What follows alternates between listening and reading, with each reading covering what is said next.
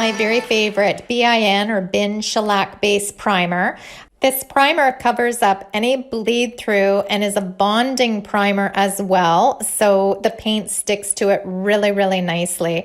I like using a foam brush. I get them from the dollar store, a pack of 4 for I think it's $1.50 if I'm not mistaken.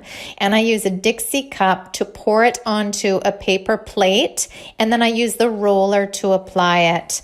Now, I know a lot of people have tried this shellac based primer and they find it a little difficult to work with, but once you get the hang of it, it's super easy. I have a full tutorial that I will link in the cards above and also in the description down below on how to use BIN Shellac Based Primer. Another great thing about this primer is it dries in like 20 minutes. It dries super fast. So, I mean, if you're pumping out a lot of furniture like I am, there's no downtime to this primer whatsoever.